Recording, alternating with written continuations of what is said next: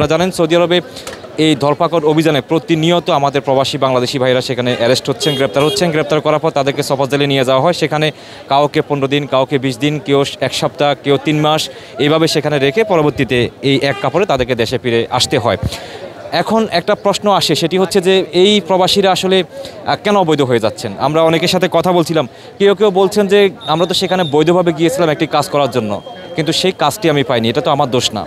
আমি যে কোম্পানিতে গেছি সেই কোম্পানি যদি আমার ইকামা করে না দেয় সেই দোষটি তো আমার না, আমি তো সেখানে বৈধভাবে কাজ করতে চেয়েছিলাম। আবার এখানে এমন একজনকে পেয়েছি যিনি মাত্র 9 মাস আগে বাংলাদেশ থেকে গিয়েছেন, তার ইকামার মেয়াদ এখনও আছে এবং হচ্ছে প্রবাসী কল্যাণ ব্যাংক থেকে ঋণ নিয়ে গেছেন, এমন একজনকে আমরা এখানে ফেরত আসতে দেখলাম।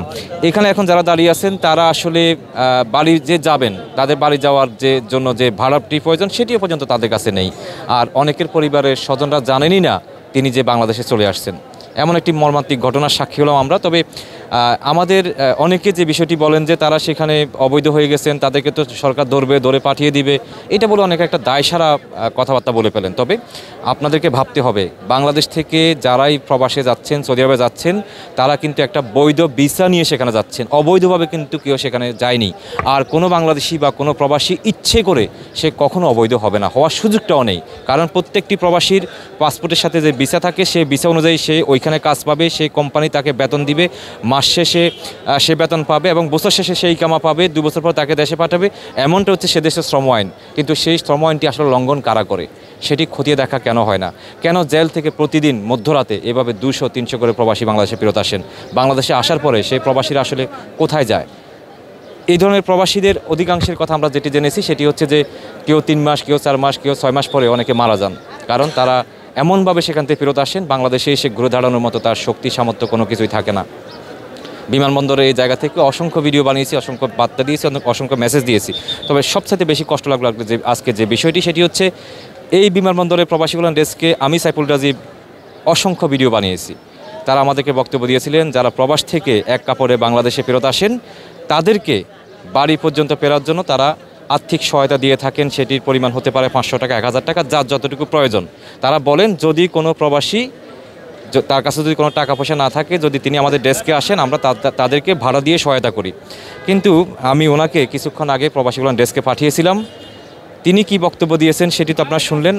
আমার সাথে প্রবাসী কল্যাণ ডেস্কের যে কর্মকর্তা, তার সাথে যে ফোনে কথা হয়েছিল সেটি আমার কাছে রেকর্ড করা আছে। তিনি বলছেন আজ থেকে 3 মাস আগে সেই সেবাটি বন্ধ হয়ে গেছে। তাহলে এই মধ্যরাতে প্রবাসীরা এখন বাড়ি যাবেন কিভাবে? তিনি বলছেন যে তার জেলাতে যে জনশক্তি প্রশিক্ষণ কর্মসংস্থান অফিস আছেন, সেখানে গেলে তিনি একটি সহায়তা পাবেন 35,000 টাকার। এটার জন্য তাকে 6 মাস ট্রেনিং দিতে হবে, বেশ কিছু কাগজ দিতে হবে, তারপর সে 35,000 টাকা পাবে। তো এয়ারপোর্ট থেকে যাইতে পারলে তো সে 35,000 টাকা পাবে। এখন এই মানুষগুলো এতটা ডিপ্রেশনে আছেন, তারা যে সুস্থভাবে যেতে পারবে কি না এটিতেও সন্দেহ আছে। বিমানবন্দরে প্রবাসী কল্যাণ লাউঞ্জ উদ্বোধন হলো, যেখানে 15 টাকায় কফি পাওয়া যাচ্ছে, অনেক সুবিধা পাওয়া যাচ্ছে। এই কফি খাবে কি দিয়ে? টাকাই তো নাই। আমরা পরিবর্তনে বিশ্বাসী, পরিবর্তন হোক। তবে যে মানুষগুলো এক কাপড়ে ফেরত আসে, আমরা দেওয়ার সময় যেরকম তাদেরকে প্রবাসে যান, রেমিটেন্স পাঠান, আমাদের দেশকে স্বনির্ভর করেন, ভালো থাকবেন, আবার দেশে ফেরত আসবেন, যেভাবে বিদায় দিই, যদি বিপদে পড়ে দেশে আসে তাকেও আমরা সম্মানের সাথে রিসিভ করব। কারণ তিনি আমাদের দেশেরই। এই প্রত্যেকে কিছু না কিছু তো টাকা অবশ্যই দেশে পাঠিয়েছেন, রেমিটেন্স পাঠিয়েছেন। তো আজকে কেন তাকে হাত পাততে হবে? কারো কাছ থেকে 200, 100, 300 টাকা নিয়ে ভাড়া দিয়ে যেতে হবে? কবে হবে সেই পরিবর্তন?